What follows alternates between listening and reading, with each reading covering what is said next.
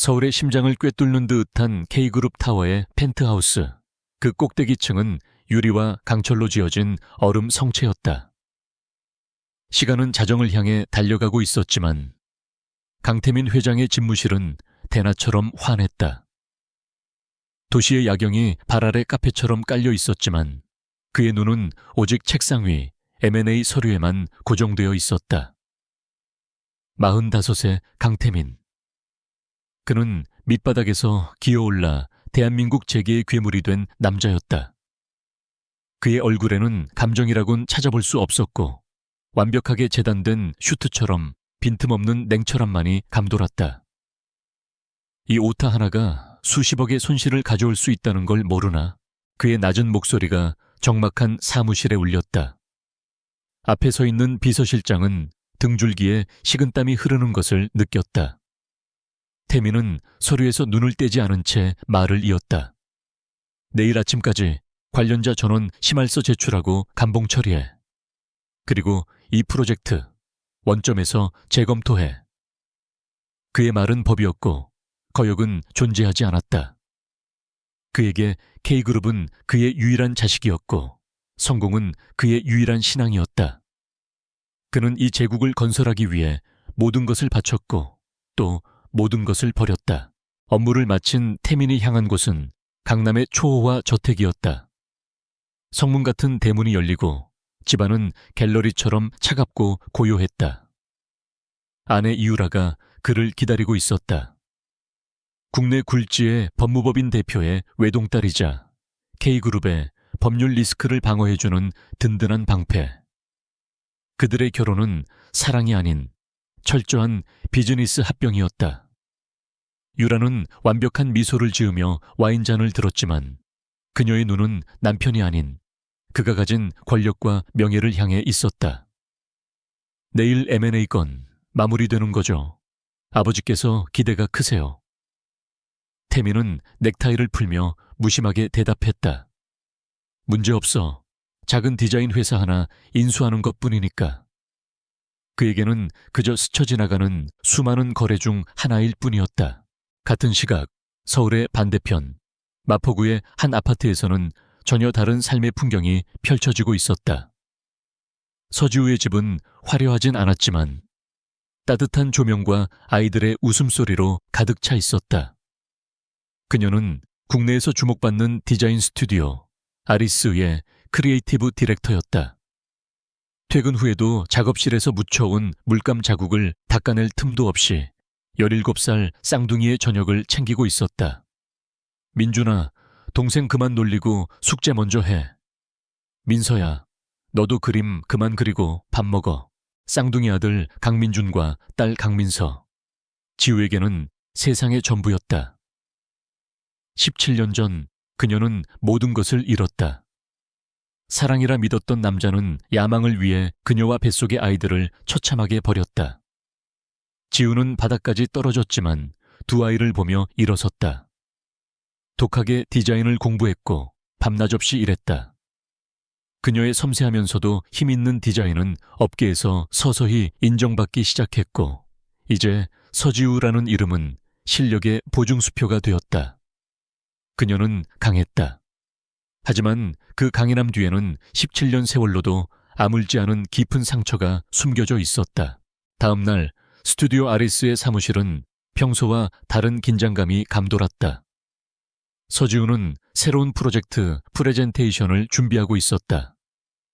그녀의 팀원들은 그녀의 열정과 카리스마에 완전히 매료되어 있었다.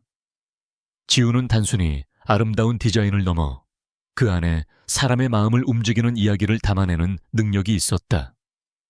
그녀가 막 프레젠테이션을 시작하려 할 때 회사 대표가 창백한 얼굴로 회의실 문을 열고 들어왔다. 그는 떨리는 목소리로 폭탄 선언을 했다. K그룹에서 우리 회사에 대한 적대적 M&A를 공식 통보했습니다.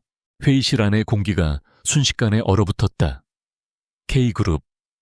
대한민국에서 그 이름을 모르는 사람은 없었다. 무자비한 기업 사냥꾼으로 유명한 곳. 팀원들이 웅성거리기 시작했다. 하지만 지우는 놀랍도록 침착했다. 그녀는 대표를 똑바로 바라보며 질문했다. 이유가 뭔가요?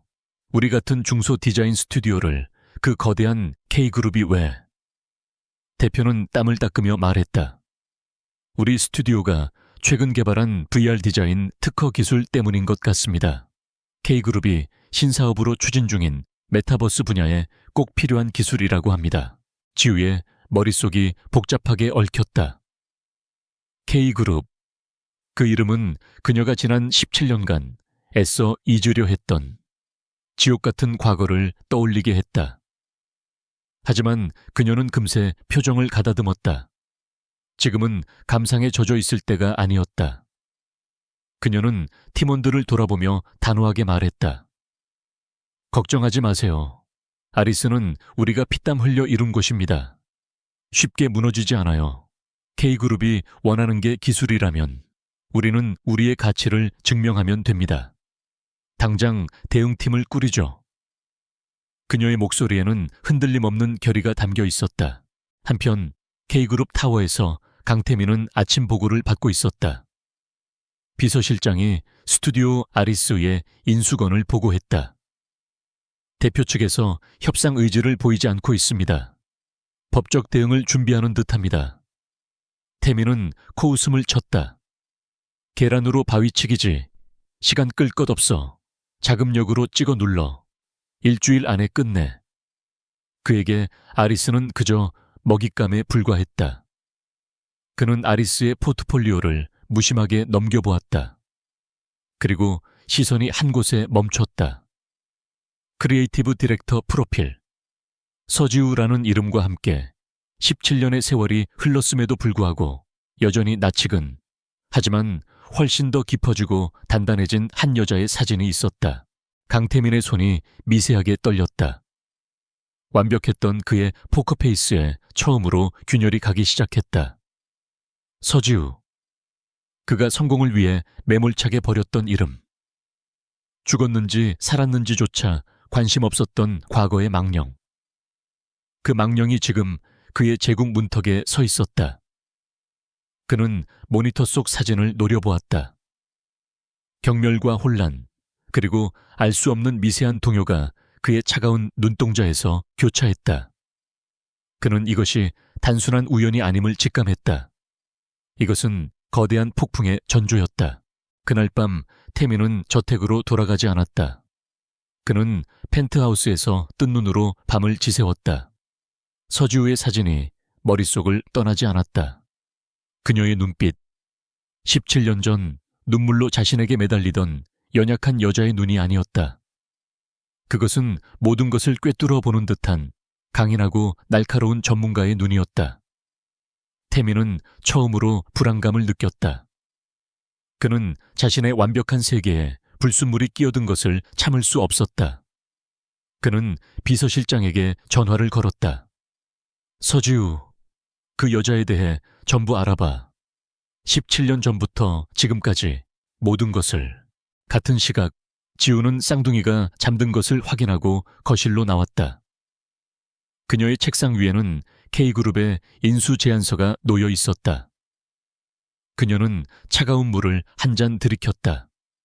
강태민. 그 이름을 입 밖에 내어본 지가 언제인지 기억조차 나지 않았다.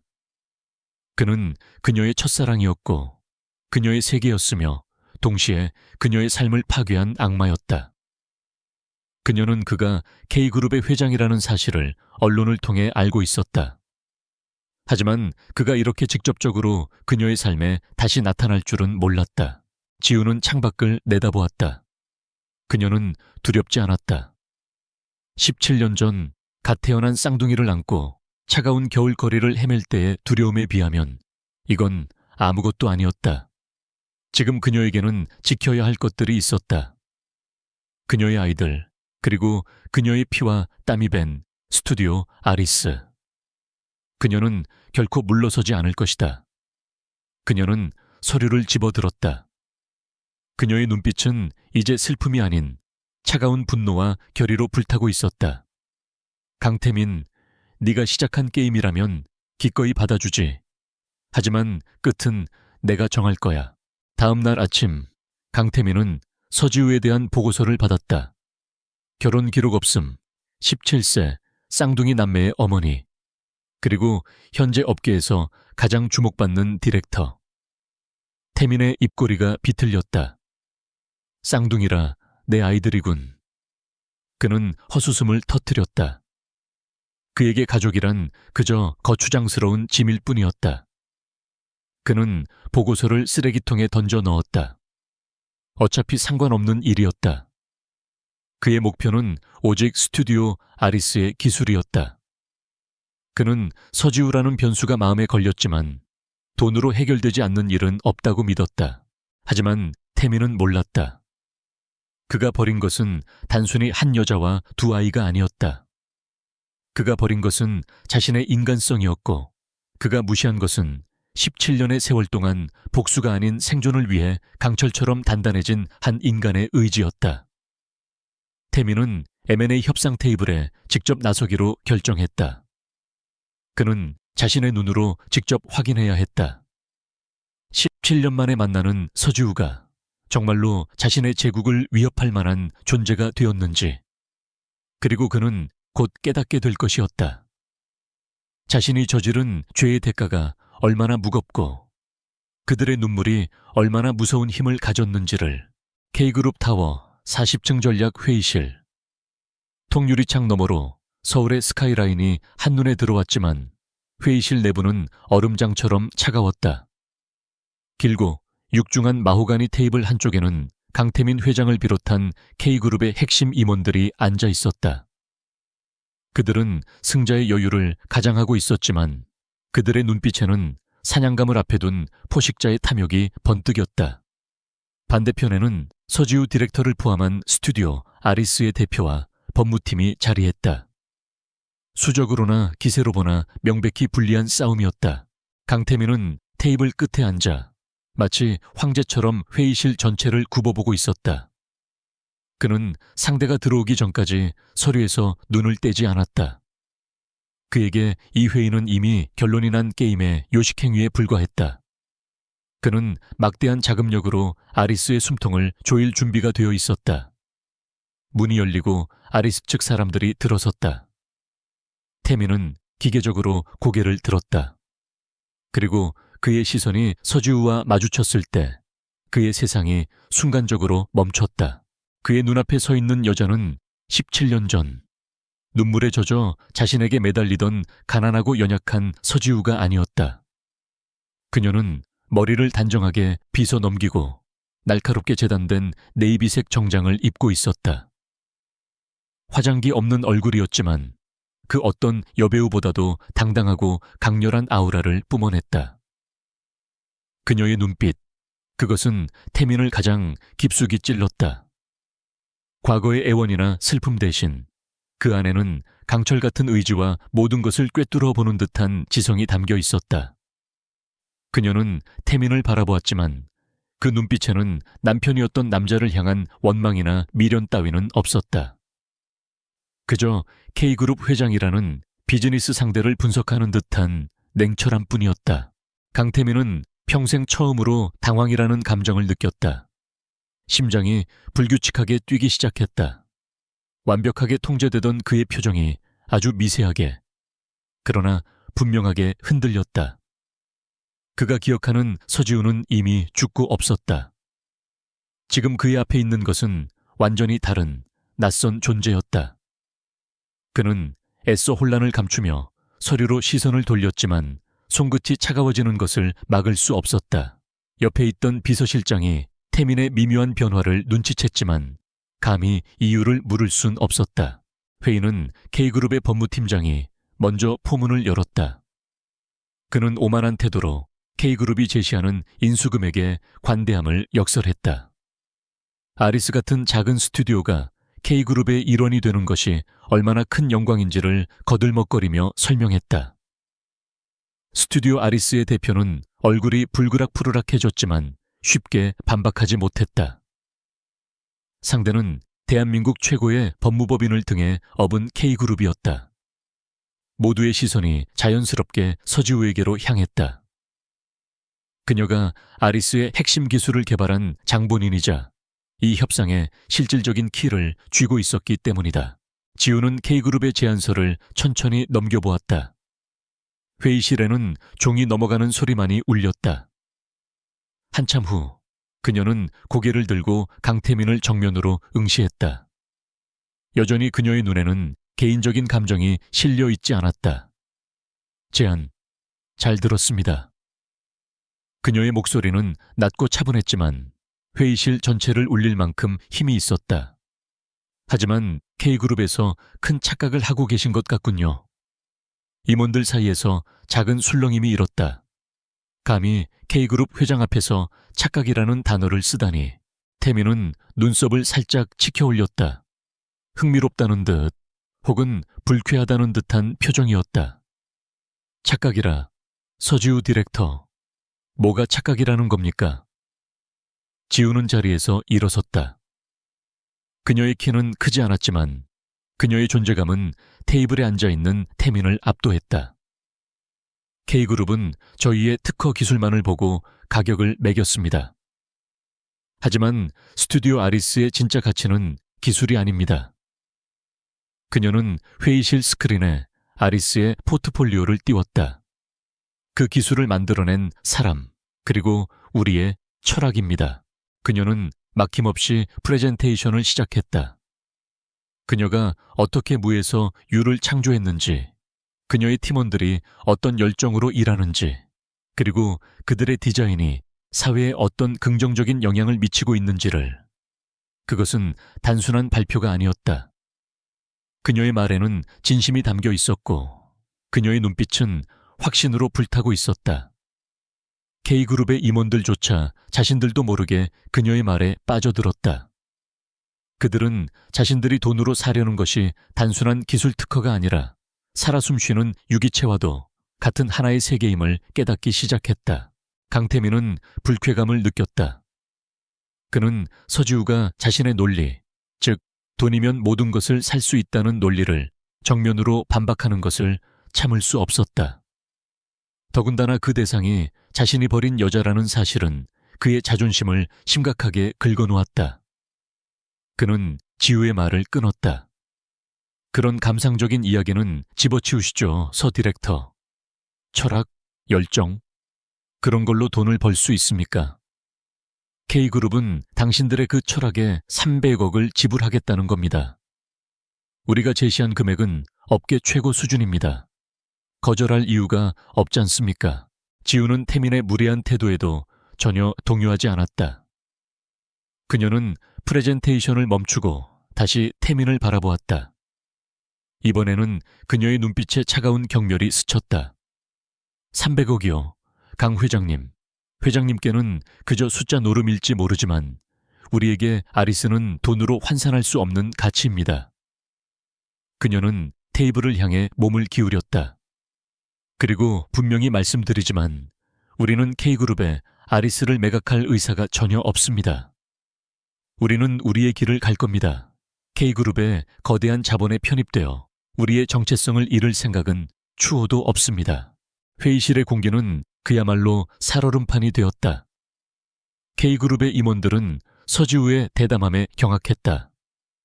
감히 강태민의 제안을 정면으로 거절하다니. 태민의 얼굴이 서서히 굳어갔다. 그의 눈이 분노로 타오르기 시작했다. 서지우 디렉터, 지금 당신이 무슨 말을 하고 있는지 알고 있습니까? K그룹을 적으로 돌리겠다는 겁니까? 당신 같은 작은 스튜디오가 우리의 힘을 감당할 수 있을 것 같습니까? 그의 목소리에는 노골적인 위협이 담겨 있었다. 지우는 물러서지 않았다. 그녀는 태민의 협박을 정면으로 받아쳤다. 협박하시는 겁니까, 강 회장님? 우리는 법과 원칙에 따라 대응할 것입니다.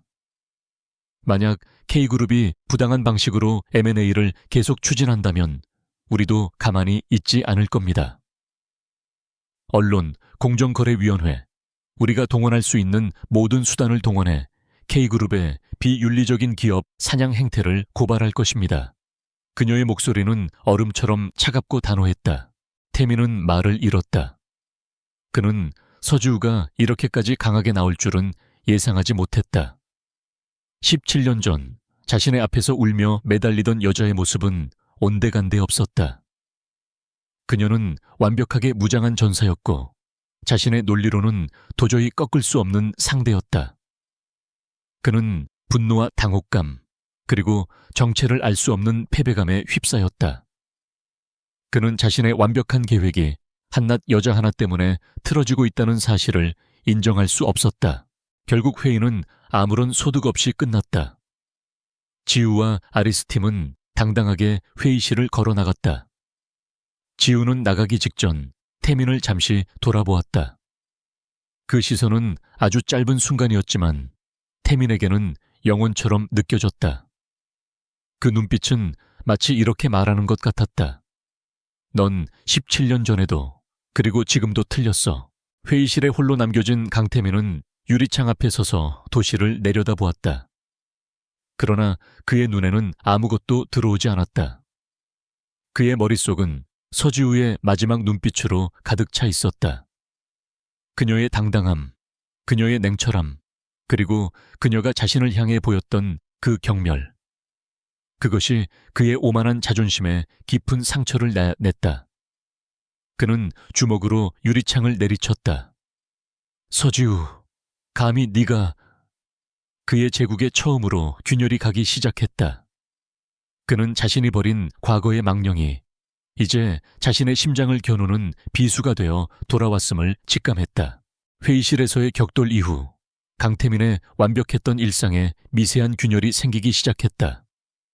그는 여전히 K그룹의 정점에 군림했지만 그의 정신은 온통 서지우라는 불청객에게 사로잡혀 있었다. 그녀의 냉담한 눈빛, 강철 같던 목소리, 그리고 17년의 세월이 빚어낸 낯선 위험이 그의 머릿속을 떠나지 않았다. 그는 보고서를 다시 검토했다. 이번에는 스튜디오 아리스의 재무제표가 아니었다. 서지우, 42세, 미혼모, 스라, 일남일녀 쌍둥이, 17세, 강민준, 강민서. 그는 쌍둥이의 이름 앞에서 손가락을 멈췄다. 그녀는 아이들에게 그의 성을 붙였다. 왜? 그를 잊지 못해서? 아니면 언젠가 그의 발목을 잡기 위한 족쇄로? 태민은 후자일 거라 억측했지만 마음 한구석이 불편하게 저려왔다. 그는 비서실장이 몰래 찍어 온 쌍둥이의 사진을 노려보았다. 흐릿한 사진 속에서도 소녀는 지우를 닮았지만 날카로운 턱선은 자신을 연상시켰고 소녀의 눈매는 섬뜩할 정도로 자신과 닮아 있었다. 그는 모니터를 꺼버렸지만 그 눈빛은 잔상처럼 남아 그를 괴롭혔다. 그의 강철 같은 통제력이 처음으로 흔들리고 있었다. 스튜디오 아리스의 M&A 건은 일시 보류 상태였다. 임원들은 회장의 결정을 의아해했지만 누구도 감히 묻지 못했다. 태민은 스스로도 자신이 왜 이러는지 알 수 없었다. 분노인지 호기심인지 아니면 17년간 완벽하게 매장했다고 믿었던 죄책감의 파편인지 그는 확인해야 했다. 자신의 눈으로 직접 그가 버린 과거의 증거들을. 조사팀은 쌍둥이가 다니는 예술고등학교의 연례 전시회 일정을 보고했다. 딸 강민서가 회화 부문에서 유망주로 주목받고 있다는 정보도 덧붙였다. 태민은 비서에게 모든 오후 일정을 취소하라고 지시했다. 중요한 외부 미팅이다. 누구에게도 행선지를 알리지 마. 그는 수십억짜리 계약을 앞둔 사람처럼 철저하게 준비했지만 정작 그가 향하는 곳은 평범한 고등학교의 강당기였다. 그는 운전기사도 물리고 직접 차를 몰았다. 학교 강당은 학생들과 학부모들로 북적였다. 값비싼 맞춤 정장을 입은 태민의 등장은 순식간에 주변의 시선을 끌었지만 그는 아랑곳하지 않았다. 그는 이질적인 공간 속에서 이방인처럼 서서 오직 한 무리만을 찾고 있었다. 왜 왔을까? 그는 스스로에게 물었다. 저들의 행복을 확인하고 불행을 빌기 위해서? 아니면 그저 자신의 존재를 과시하고 마지막 경고를 하기 위해서? 그때 그의 시선이 한 곳에 고정되었다. 강당 한가운데 폭풍 속의 등대라는 제목의 유화 앞에 서 있는 세 사람. 서지우, 그리고 그녀의 양옆에 서 있는 소년과 소녀. 지우는 평소에 날카로운 정장 차림이 아닌 부드러운 니트에 스커트를 입고 있었다. 그녀는 딸의 그림을 바라보며 환하게 웃고 있었다. 그 웃음은 태민이 한 번도 본 적 없는 순수하고 따뜻한 어머니의 미소였다. 태민은 가슴에 무언가 차가운 것이 박히는 듯한 통증을 느꼈다. 저 자리는 원래 자신의 것이 될 수도 있었다. 그는 자석에 이끌린 듯 그들에게로 발걸음을 옮겼다. 그가 다가갈수록 세 사람의 웃음소리가 선명하게 들려왔다. 엄마, 이 부분은 어때요? 빛이 부서지는 느낌이 잘 표현됐어요? 민서가 제잘거렸다. 정말 멋지다, 우리 딸. 민준이, 너는 어때? 동생 그림 천재적이지 않아? 지우가 장난스럽게 아들의 팔을 쳤다. 민준은 이어폰을 끼고 있었지만 귀찮다는 표정 속에서도 동생을 바라보는 눈빛은 다정했다. 뭐, 나쁘지 않네.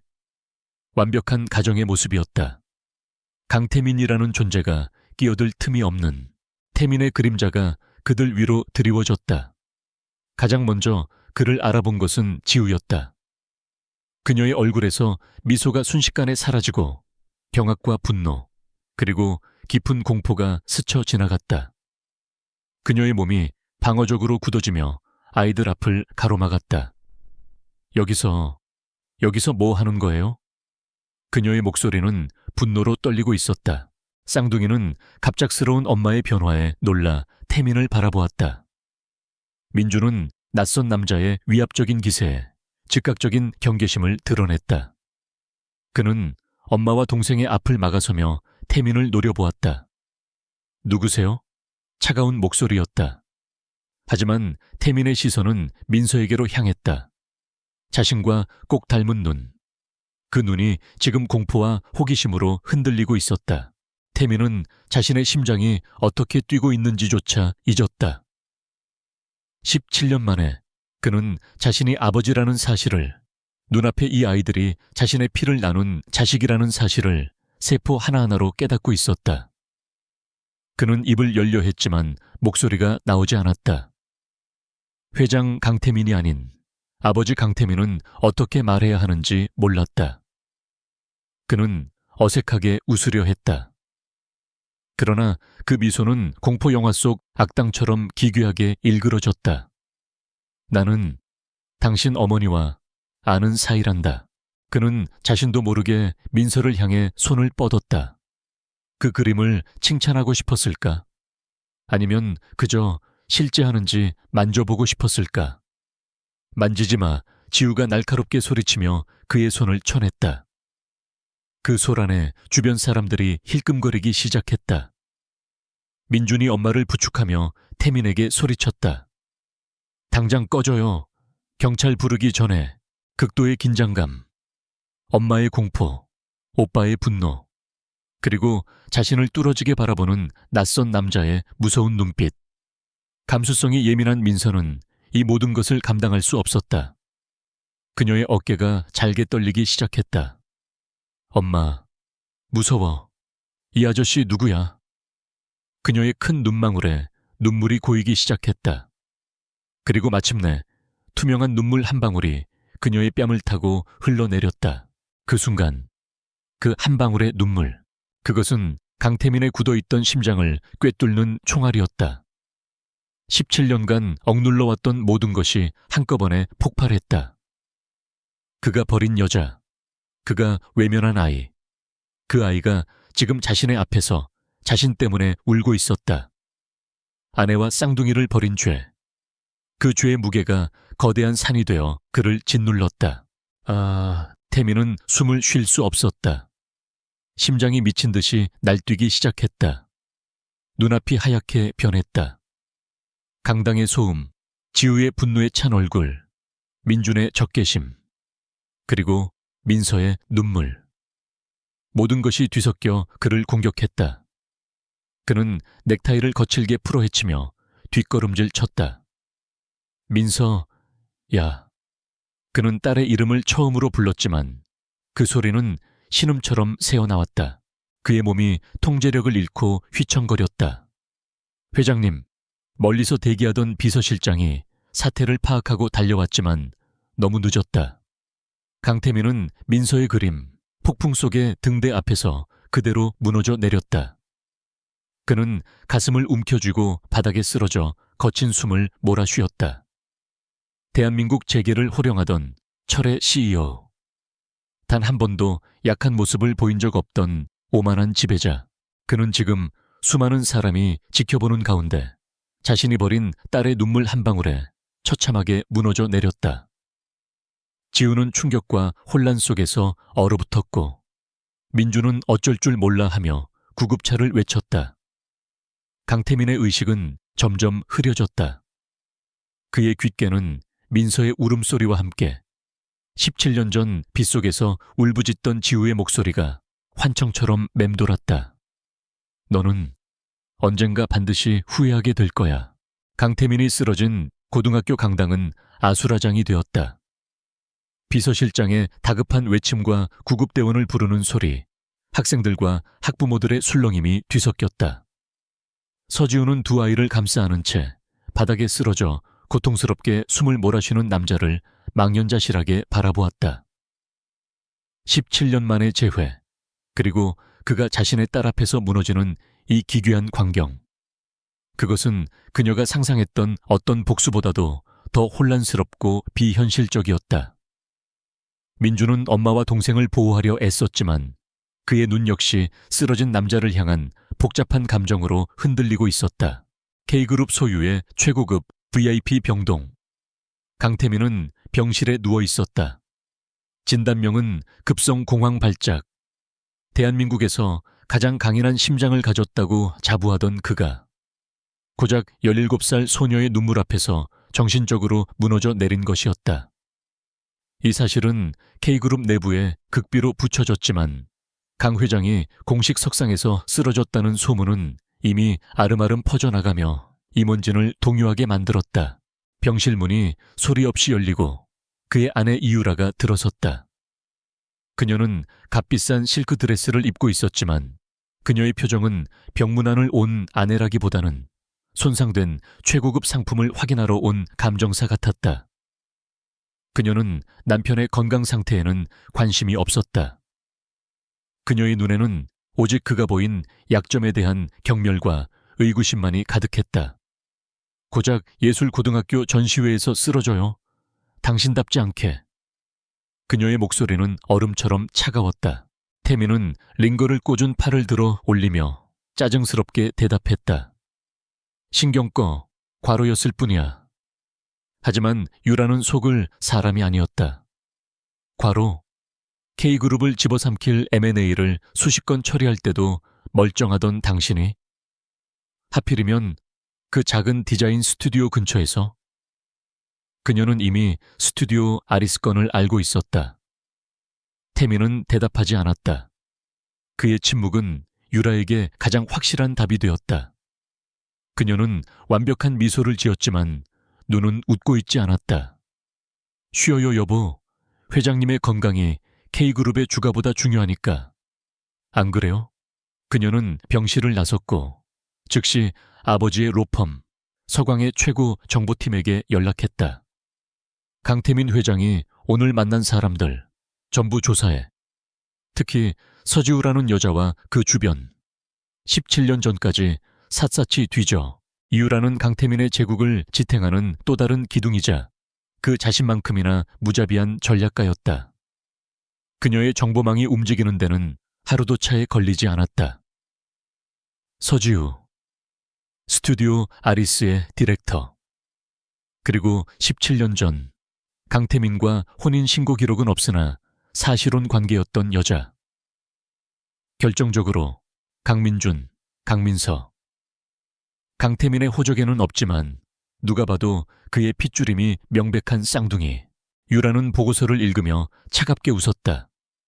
이래서였군. 그녀는 태민의 흔들림을 이해할 수 없었다. 과거의 실수 따위에 발목 잡히는 것은 그녀의 방식이 아니었다. 하지만 그녀는 이 존재들이 자신의 위치와 나아가 K그룹의 후계 구도를 위협할 수 있는 잠재적 폭탄임을 즉각 간파했다. 그녀는 태민이 이 문제에 감정적으로 얽혀 있음을 확인한 이상 자신이 직접 나서야 한다고 판단했다.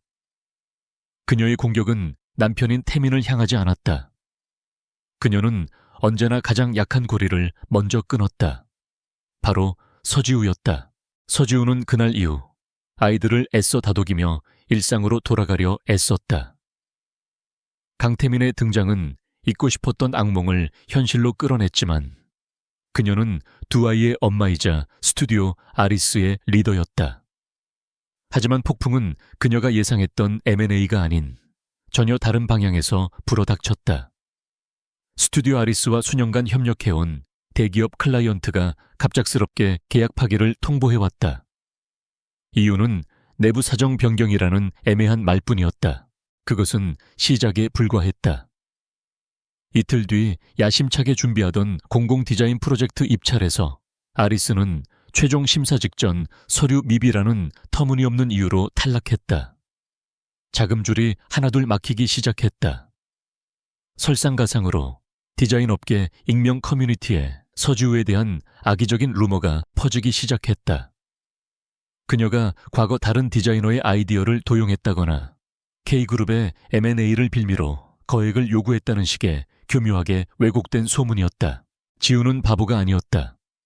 이 모든 공격이 한 곳에서 K그룹이라는 거대한 권력에서 비롯되었음을 직감했다. 하지만 그녀는 혼란스러웠다. 이것이 강태민의 방식인가? 그렇게 비열하게 뒤에서 공격하는 남자였나?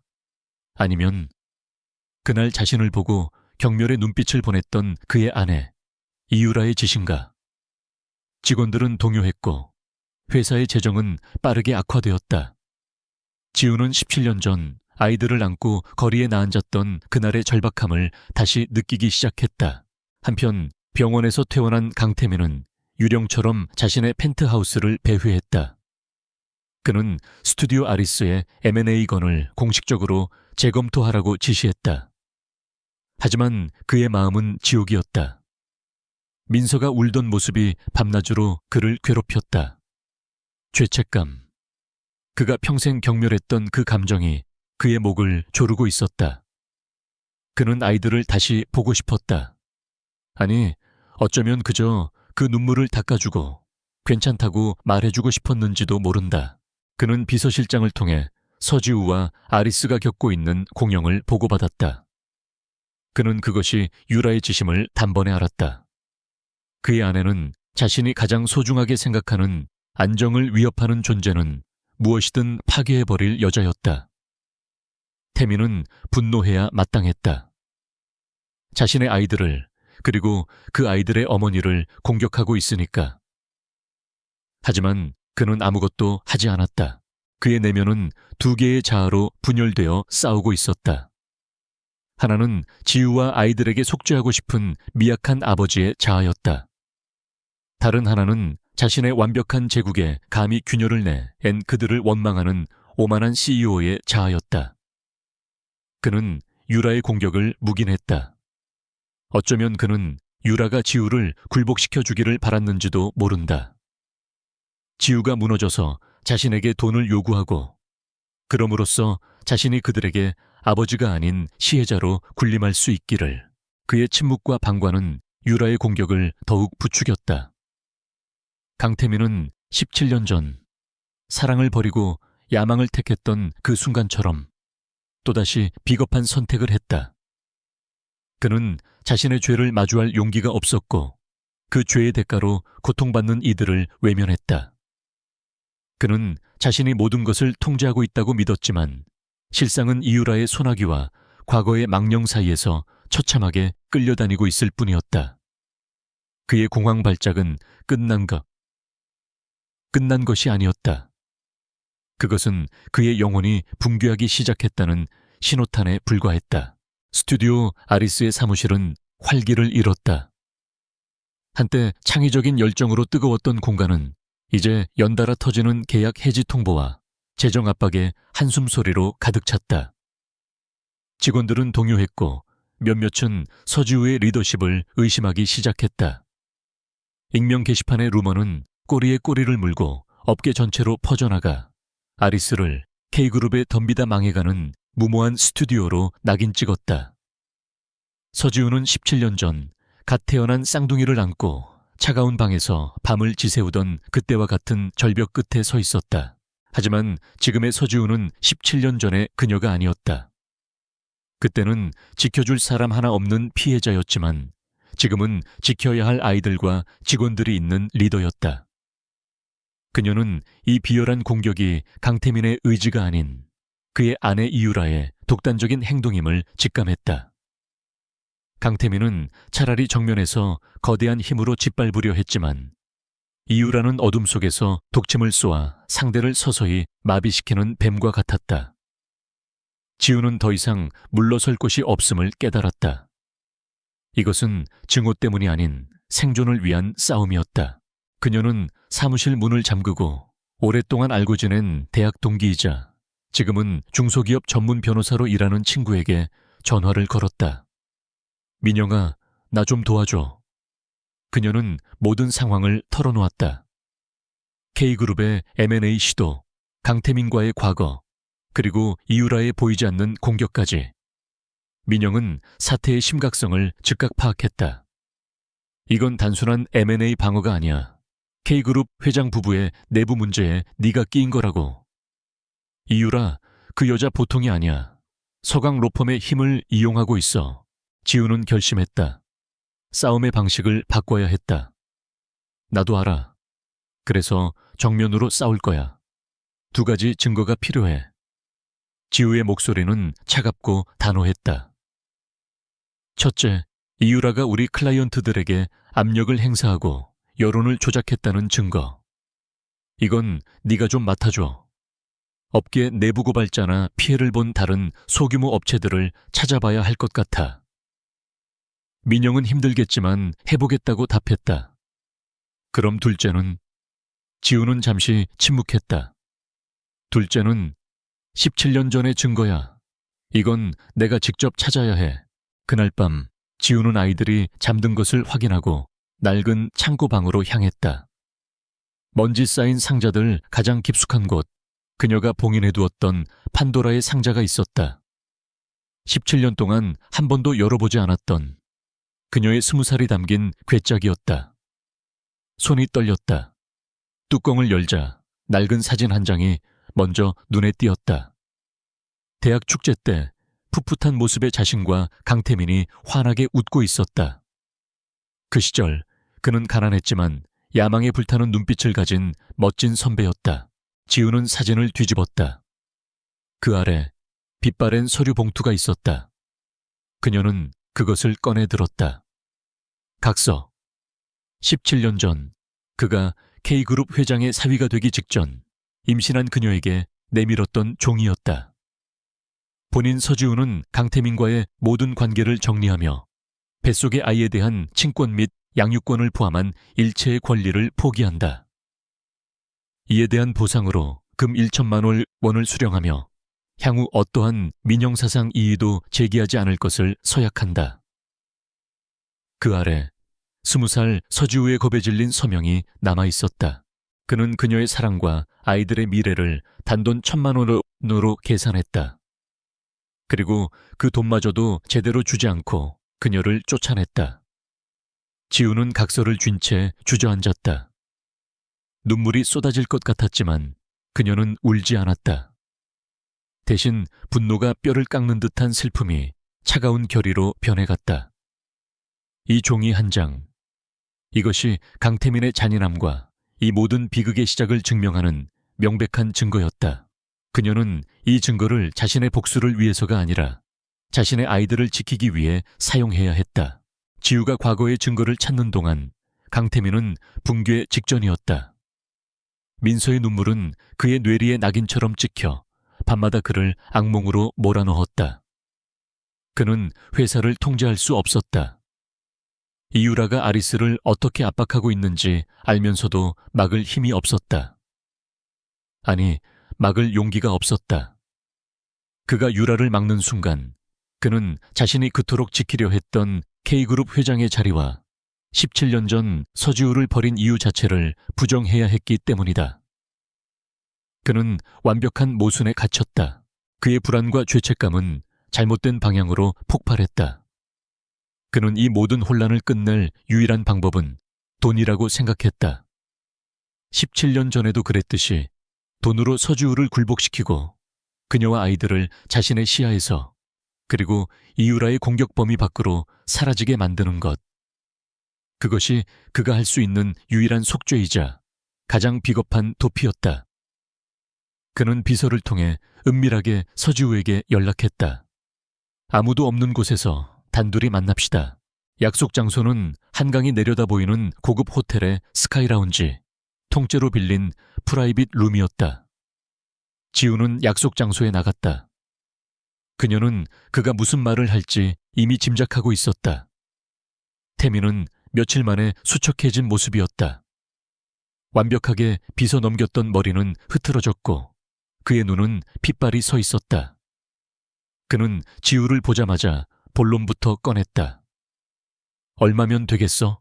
지우는 대답 없이 그를 바라보았다. 태미는 초조하게 말을 이었다. 이유라가 무슨 짓을 하는지 알아. 내가 막을 수 없어. 아니, 막으면 모든 게 끝나. 그러니까 당신이 떠나.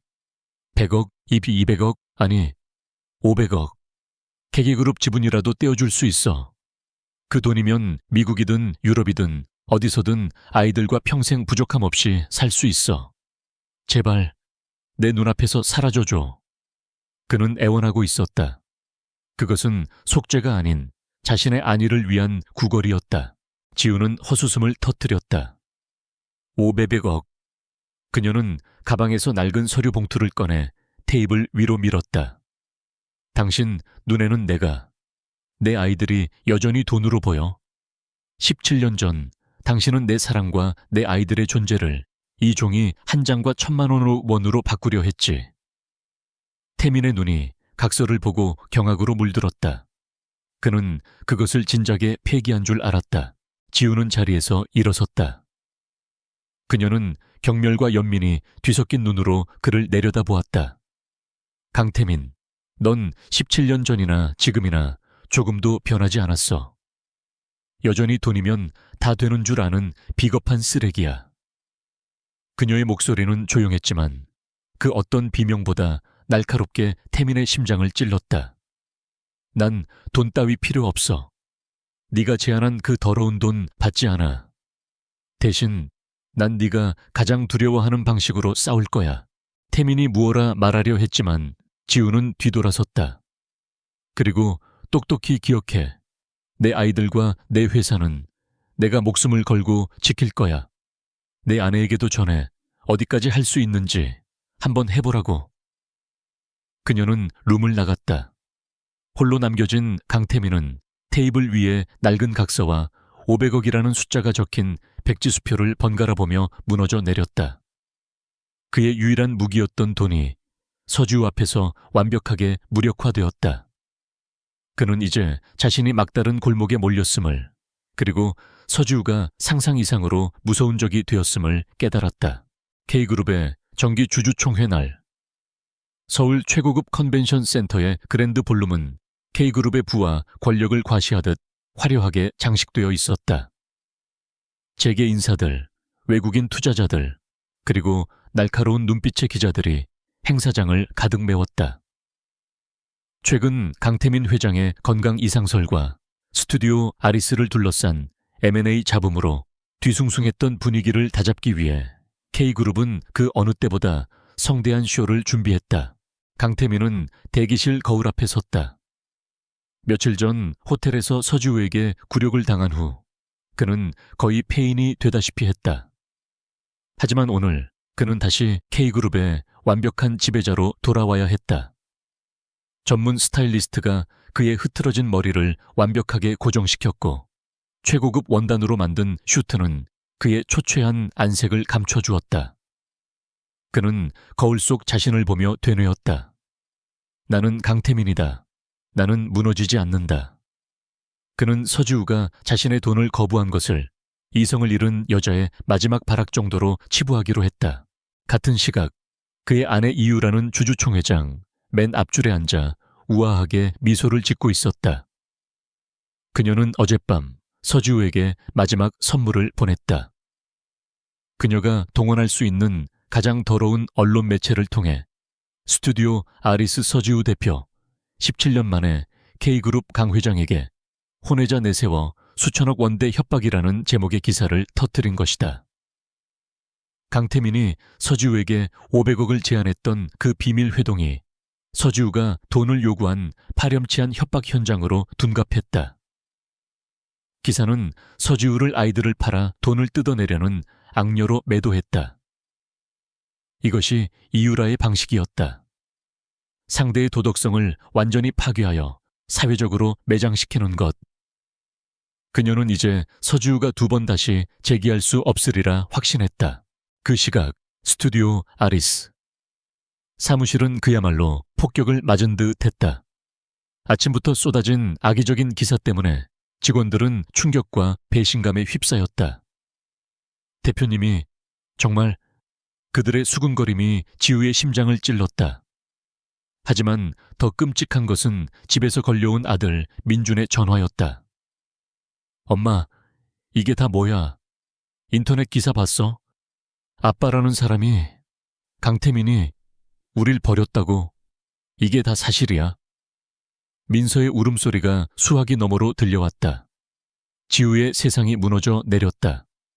이유라의 공격은 지우 자신을 넘어 그녀가 목숨처럼 지키려 했던 아이들에게까지 독을 뿌린 것이었다.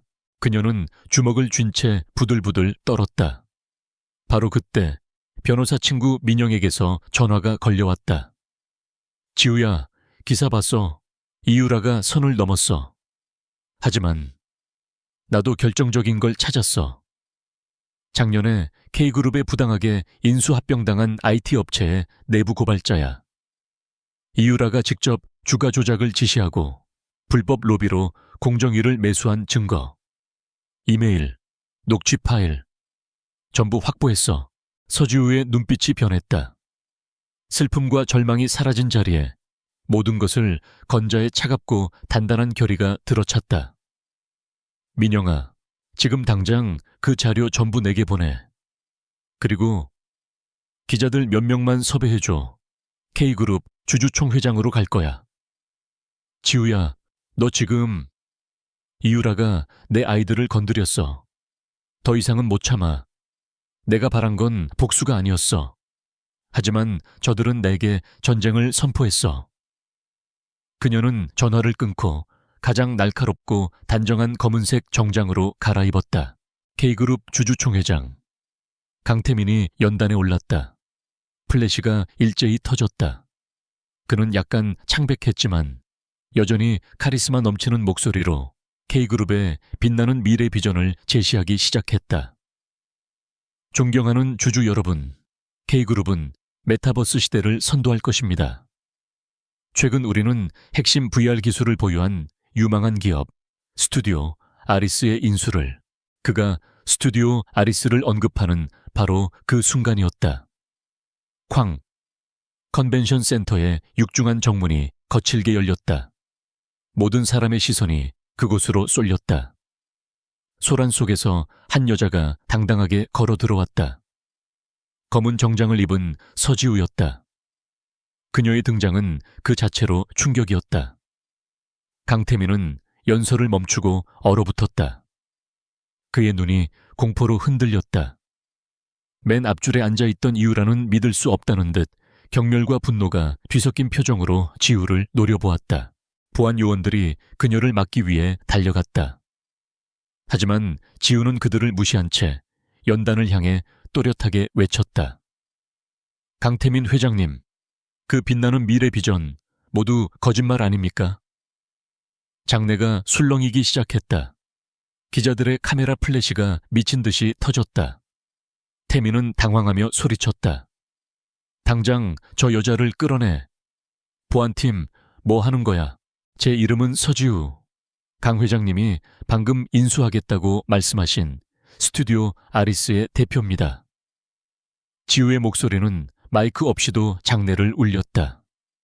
저는 오늘 K그룹이 어떻게 그 빛나는 미래를 건설하고 있는지, 그 추악한 진실을 고발하기 위해 이 자리에 섰습니다. 이유라가 자리에서 벌떡 일어났다. 저 여자가 감히 어디서 행패야. 저 여자는 지금 강 회장을 협박하고 있는 범죄자라고. 하지만 지우는 이유라를 쳐다보지도 않았다. 그녀는 오직 주주들과 카메라만을 응시했다. 저는 K그룹과의 개인적인 악연을 말하러 온 것이 아닙니다. 그건 저와 강태민 회장 두 사람 사이의 문제입니다. 그녀는 잠시 숨을 골랐다. 제가 오늘 가져온 것은 바로 여러분의 돈이 어떻게 더럽혀지고 있는지에 대한 증거입니다. 지우는 손에 든 USB를 높이 들어 보였다. 이 안에는 K그룹이 이유라 상무에 지시해 어떻게 경쟁 기업들을 불법적으로 파산시키고 주가를 조작하며 공무원들에게 뇌물을 공여했는지에 대한 모든 증거가 담겨 있습니다. 그 순간 지우의 신호를 받은 민영이 대기하고 있던 기자들에게 이메일로 증거 자료를 일제히 전송했다.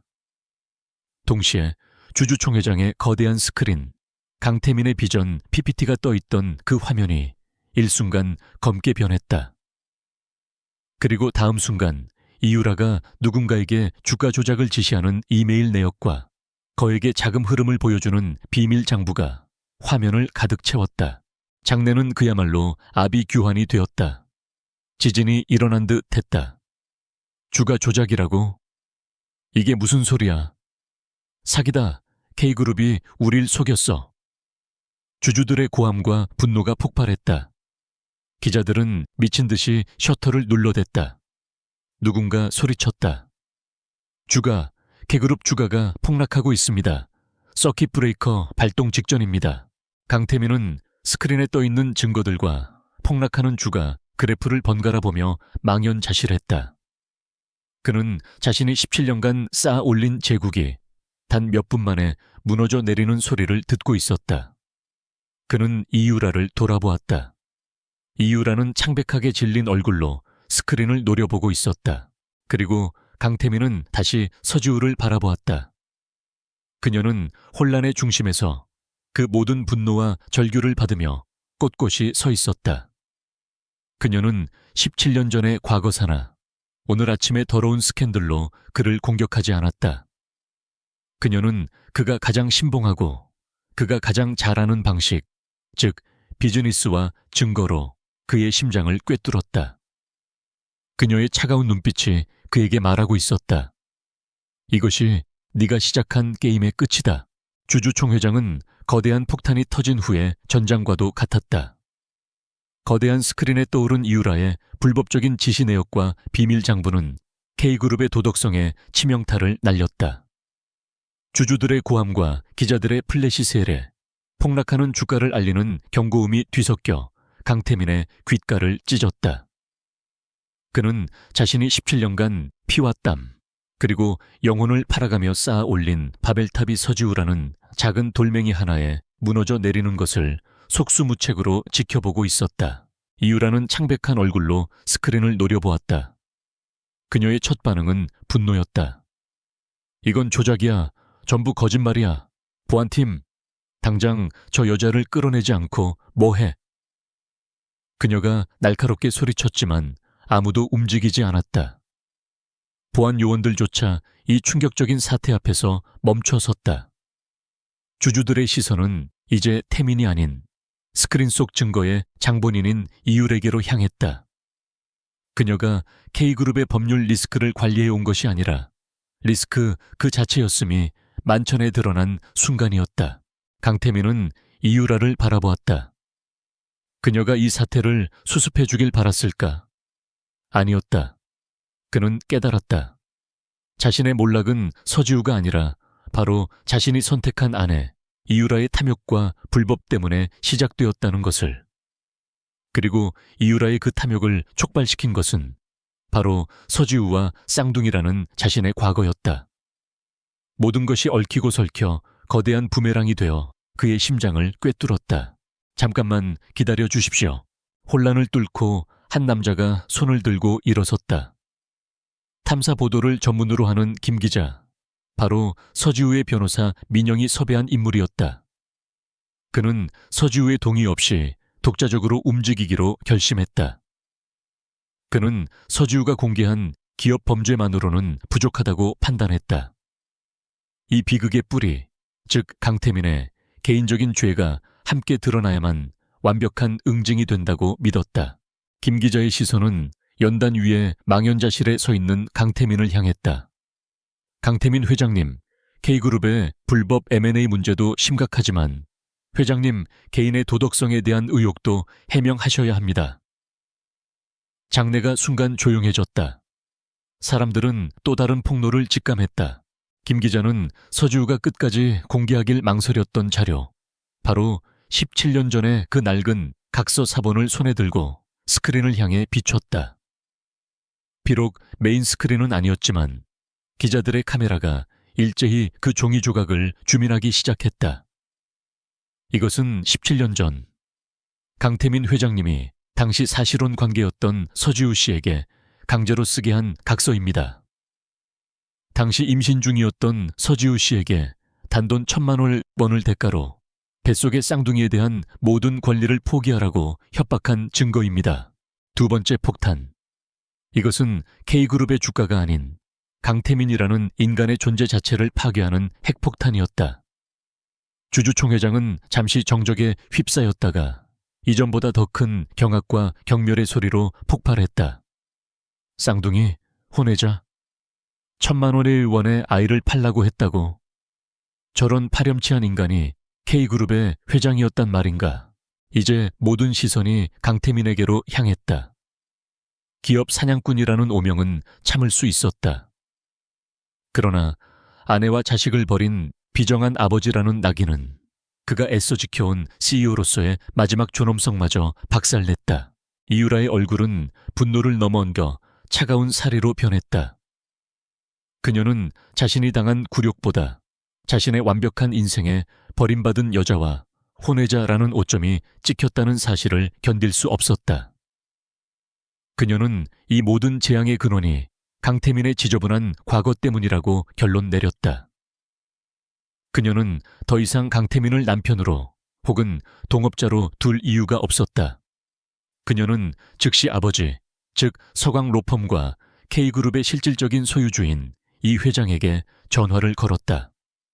아버지, 들으셨죠? 강태민 끝났어요. 당장 해임하세요. 전화를 끊은 이유라는 연단 위의 강태민을 향해 얼음처럼 차가운 목소리로 선언했다. 강태민 씨, 당신은 이 시간부로 K그룹 회장직에서 해임입니다. 긴급 이사회가 소집될 것이며 서강 로펌은 K그룹의 경영 정상화를 위해 당신의 모든 법적 책임을 물을 것입니다. 아, 그리고 그녀는 핸드백을 챙겨들며 경멸의 미소를 지었다. 이혼 소장, 내일 아침에 당신 책상 위에 올라갈 겁니다. 그녀는 단 1초의 망설임도 없이 자신이 짓밟은 서지우의 옆을 지나 총회장을 빠져나갔다. 강태민은 모든 것을 잃었다. 제국, 권력, 아내, 그리고 마지막 남은 자존심까지. 서지우는 그 처참한 몰락을 끝까지 지켜보았다. 그녀의 눈에는 승리감 대신 깊은 허무함과 슬픔이 감돌았다. 그녀는 복수를 원한 것이 아니었다. 그저 자신의 삶과 아이들을 지키고 싶었을 뿐이다. 그녀는 더 이상 이곳에 있을 이유가 없었다. 그녀는 조용히 돌아서서 혼란에 휩싸인 총회장을 걸어나갔다. 이제 연단 위에 홀로 남은 강태민. 그는 더 이상 회장이 아니었다. 그는 모든 것을 잃은 죄인이었다. 이유라의 지시를 받은 보안 요원들이 그를 연단에서 끌어내리려 다가왔다. 그가 비틀거리며 총회장 밖 로비로 밀려나는 순간 냄새를 맡은 하이에나처럼 기자들이 그에게 달려들었다. 강 회장님, 아니 강태민 씨, 쌍둥이가 정말 당신 아이들입니까? 17년 동안 정말 한 번도 찾지 않았나요? 주가 조작 혐의 인정하십니까? 서지우 씨에게 하실 말 없으세요? 1,000만 원이 사실입니까? 수십 개의 마이크와 카메라가 그의 얼굴을 향해 돌진했다. 플래시가 그의 눈을 멀게 했다. 그는 이 모든 질문에 대답할 수 없었다. 그의 머릿속은 완전히 하얗게 비어버렸다. 그는 17년 전의 죄, 민서의 눈물, 서지우의 차가운 눈빛, 그리고 방금 전 자신을 버린 이유라의 경멸이 뒤엉켜 질식할 것 같았다. 아이들, 그는 공허한 목소리로 중얼거렸다. 기자들이 더 크게 소리쳤다. 아이들이라고 하셨습니까? 쌍둥이 말입니까? 민서야, 민준아. 그는 자신도 모르게 아이들의 이름을 불렀다. 그가 한 번도 다정하게 불러보지 못했던, 그가 버렸던 아이들의 이름. 그 이름을 내뱉는 순간 그의 마지막 이성의 끈이 끊어졌다. 그는 더 이상 서 있을 수 없었다. 대한민국을 호령하던 철의 CEO는 수백 대의 카메라가 지켜보는 앞에서 아이들의 이름을 부르며 그대로 무너져 내렸다. 아내와 쌍둥이를 버린 죄, CEO는 그들의 눈물을 보고 무너졌다. 제목은 현실이 되었다. 그는 자신의 죄의 무게를 이기지 못하고 가장 비참한 방식으로 자신의 제국 입구에서 처참하게 굴복했다. 그로부터 6개월이 흘렀다. 폭풍이 휩쓸고 간 자리는 고요했지만 그 흔적은 깊고 선명하게 남았다. K그룹의 신화는 문자 그대로 산산조각 났다. 서지우가 주주총회장에서 터뜨린 증거는 검찰 수사의 기폭제가 되었고, 감춰져 있던 K그룹의 거대한 비리 장부가 속속들이 드러났다. 주가는 회복 불가능한 수준으로 추락했고, 대한민국 재계를 호령하던 거대 기업은 결국 법정 관리에 들어갔다. 강태민. 그는 서울구치소의 차가운 독방에 수감되어 있었다. 펜트하우스의 통유리창 너머로 세상을 굽어보던 그의 눈은 이제 잿빛 수의를 입은 채 창살 틈으로 들어오는 한 줌의 빛을 공허하게 바라볼 뿐이었다. 주가 조작, 배임, 횡령, 그리고 17년 전의 위자료 관련 민사소송까지. 그는 모든 것을 잃었다. 그가 버렸던 아내와 쌍둥이의 눈물은 그가 평생 쌓아 올린 탐욕의 성을 무너뜨린 거대한 해일이 되었다. 면회는 모두 거절한 채 그는 살아도 사는 것이 아닌 완벽한 고립 속에서 자신의 죄를 마주하고 있었다. 그의 아내였던 이유라 역시 법망을 피하지 못했다. 그녀가 저지른 불법 M&A 시도와 주가 조작의 핵심 증거는 너무나 명백했다. 그녀의 아버지인 이 회장이 서강 로펌의 모든 인맥을 동원해 방어에 나섰지만 여론은 싸늘했고 법은 엄격했다. 결국 그녀 역시 1심에서 실형을 선고받고 법정 구속되었다. 강태민과 이유라, 야망을 위해 손을 잡았던 그들의 차가운 동맹은 법정에서 서로에게 책임을 떠넘기는 추악한 싸움 끝에 가장 비참한 방식으로 막을 내렸다. 시간은 흘러 서울 마포구의 한적한 골목. 17년 전 지우가 아이들을 안고 처음 정착했던 그 동네와 멀지 않은 곳에 봄날 디자인이라는 작은 간판이 걸렸다.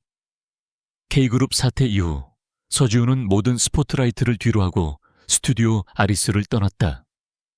그곳은 이미 그녀가 감당하기에는 너무 많은 상처와 시선이 얽힌 곳이 되어버렸다. 그녀는 모든 지분을 팀원들에게 넘기고 다시 처음으로 돌아왔다.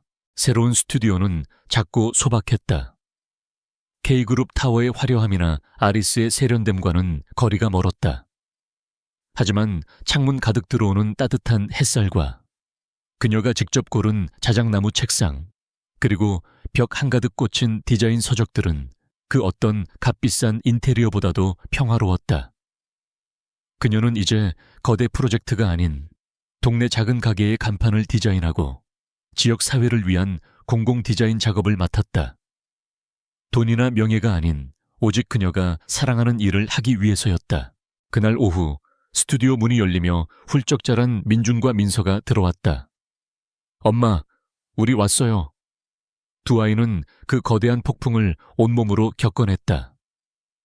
자신들의 아버지가 대한민국을 떠들썩하게 한 비정한 CEO 강태민이라는 사실, 그리고 그가 어머니와 자신들을 어떻게 버렸는지에 대한 잔인한 기사들. 그 상처는 아이들의 가슴에 깊은 흔적을 남겼다. 하지만 그들은 무너지지 않았다. 오히려 그들은 어머니 서지우가 얼마나 위대한 전사였는지를 깨닫고 서로를 더욱 강하게 끌어안았다. 이젤은 이쪽에 놓으면 되는 거죠. 민주는 이제 제법 어른스러운 티가 나는 목소리로 물으며 무거운 이젤을 옮겼다. 그는 한층 과묵해졌지만 엄마와 동생을 바라보는 눈빛은 그 누구보다 든든했다. 민서야, 네 그림은 저쪽 벽에 걸자. 햇빛 제일 잘 드는 곳에. 민서가 수줍게 웃으며 자신이 그린 새 그림을 들고 왔다. 그것은 1년 전 전시회에 걸었던 폭풍 속의 등대가 아니었다. 폭풍이 모두 지나간 뒤 맑게 갠 하늘을 배경으로 힘차게 날아오르는 새 한 마리를 그린 새로운 아침이라는 제목의 그림이었다. 강태민을 무너뜨렸던 그 여린 소녀는 이제 자신의 상처를 예술로 승화시키는 단단한 예술가가 되어가고 있었다. 그녀는 더 이상 낯선 남자의 눈빛에 울지 않았다. 지우는 아이들이 스튜디오를 정리하는 모습을 보며 따뜻한 차를 내왔다. 고마워. 너희들 없었으면 엄마 혼자 다 못했을 거야. 민준이 씩 웃으며 대답했다. 우리가 엄마 스튜디오 1호 직원이잖아요. 월급 잊지 마세요. 장난스러운 말에 민서와 지우가 함께 웃음을 터뜨렸다. 그 웃음소리는 그 어떤 명품관의 배경음악보다 아름답게 스튜디오를 채웠다. 지우는 아이들 앞에 앉았다. 그동안 차마 다 하지 못했던 이야기를 할 때가 되었음을 알았다. 민준아, 민서야, 엄마가 너희에게 많이 미안해. 너희가 몰라도 될 상처를 알게 해서. 그 사람, 너희 아버지에 대한 진실을 더 일찍 말해주지 못해서. 그녀의 눈시울이 붉어졌다. 민준이 조용히 엄마의 손을 잡았다. 아니에요, 엄마. 우린 다 알아요. 엄마가 우릴 지키려고 얼마나 힘들게 싸웠는지. 우린 그 사람, 아버지라고 부르고 싶지도 않아요. 우리 아버지는 없어요. 우리한텐 엄마만 있으면 돼요. 민서가 엄마의 반대편 손을 잡았다. 맞아요. 난 이제 괜찮아요. 엄마가 우리 엄마라서 정말 다행이고 자랑스러워요. 두 아이는 더 이상 상처받은 피해자가 아니었다. 그들은 어머니의 사랑과 강인함을 물려받은 세상에서 가장 굳건한 그녀의 편이었다. 지우는 두 아이를 끌어안았다. 눈물이 흘렀지만 그것은 17년 전의 슬픔이나 분노의 눈물이 아니었다. 모든 것을 이겨낸 자의 안도와 감사, 그리고 행복의 눈물이었다. 그녀는 모든 것을 잃은 것처럼 보였지만 사실 그녀는 자신의 가장 소중한 것들을 완벽하게 지켜낸 승자였다. 세 사람은 함께 민서의 그림 새로운 아침을 벽에 걸었다. 따뜻한 봄날의 햇살이 캔버스 위로 쏟아져 내리며 힘차게 날아오르는 새를 더욱 빛나게 했다. 지우는 창밖을 내다보았다. K그룹의 마천루가 보이던 펜트하우스의 풍경이 아닌 아이들이 웃으며 지나가는 평화로운 골목길 풍경이었다. 강태민은 그의 죗값을 치르고 있었고 이유라 역시 그녀의 탐욕에 대한 대가를 치르고 있었다.